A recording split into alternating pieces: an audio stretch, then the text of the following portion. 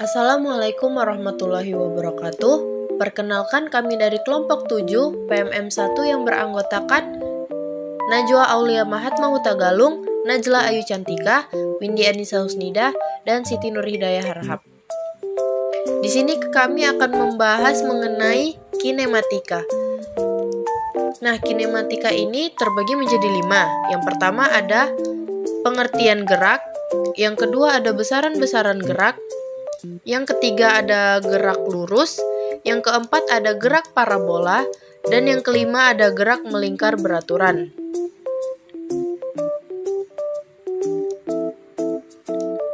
Yang pertama kita akan membahas pengertian gerak.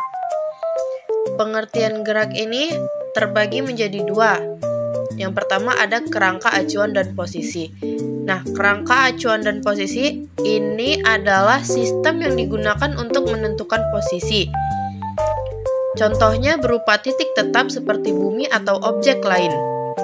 Dan yang kedua ada gerak sebagai perubahan posisi, yang artinya perubahan kedudukan suatu benda terhadap acuan tertentu.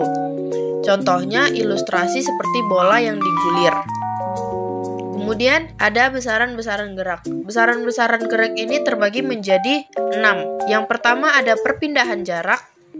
Yang kedua ada kecepatan dan kelajuan. Yang ketiga ada gerak relatif. Yang keempat ada kecepatan dan kelajuan sesaat. Yang kelima ada kecepatan dan rata-rata. Dan yang keenam ada percepatan. Pertama kita akan membahas perpindahan dan jarak. Nah, apa sih perpindahan itu? Perpindahan adalah perubahan posisi awal dan posisi akhir. Dan jarak, apa sih pengertian jarak itu? Nah, jarak ini adalah panjang lintasan yang ditempuh. Biasanya menggunakan rumus S sama dengan V kali T, di mana S adalah jarak, V adalah kelajuan, dan T adalah waktu. Selanjutnya ada kecepatan dan kelajuan. Kecepatan ini adalah perpindahan per satuan waktu, yang biasanya menggunakan rumus V sama dengan delta X per delta T. Kemudian ada kelajuan. Nah, kelajuan ini adalah jarak per satuan waktu. Biasanya menggunakan rumus S sama dengan total jarak per total waktu. Kemudian selanjutnya ada gerak relatif, yang mana gerak relatif ini adalah konsep yang menjelaskan gerak suatu objek relatif terhadap objek lain.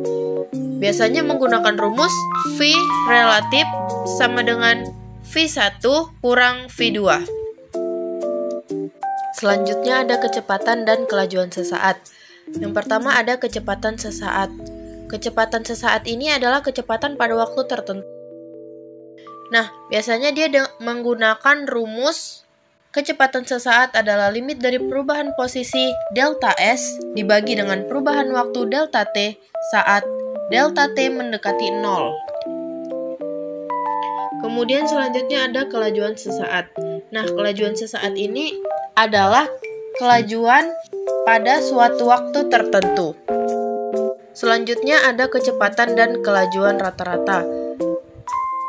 Yang pertama ada kecepatan rata-rata, yang mana menggunakan rumus vektor V sama dengan delta X per delta T sama dengan X1 dikurang X0 per T0 dikurang T1, yang dimana vektor V ini adalah kecepatan rata-rata yang biasa satuannya adalah M per S.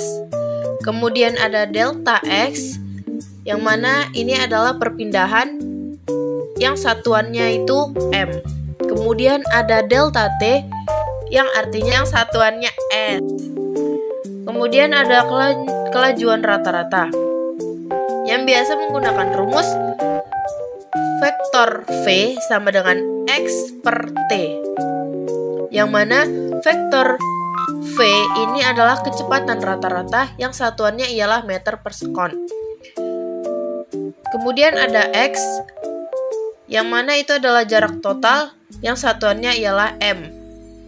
Kemudian ada T itu adalah selang waktu yang biasa digambarkan yang satuannya adalah S. Selanjutnya ada percepatan. Nah, percepatan ini adalah perubahan kecepatan, yaitu selisih kecepatan akhir dengan kecepatan awal dalam suatu waktu tertentu.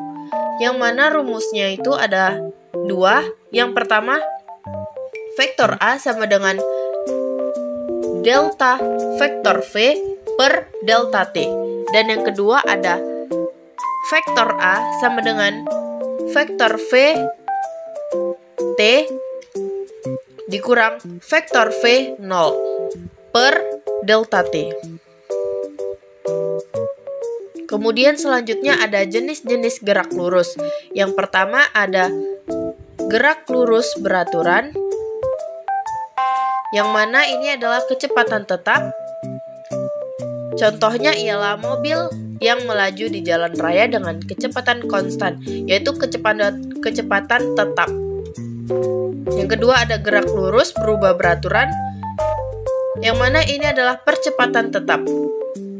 Contohnya ialah mobil yang mulai dari diam dan mempercepat lajunya. Yang selanjutnya ada gerak parabola dan melingkar beraturan.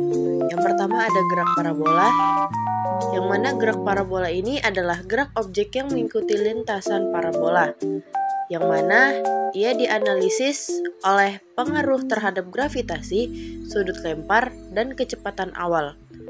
Kemudian selanjutnya ada gerak melingkar beraturan, yang mana gerak melingkar beraturan ini adalah gerak objek pada lintasan melingkar dengan kecepatan tetap, yang mana besarannya ialah kecepatan linear, kecepatan sudut, dan percepatan sentripetal. Sekian, mungkin itu saja pemaparan dari kelompok 7. Terima kasih sudah menonton. Jangan lupa like, komen, dan subscribe. Bye-bye.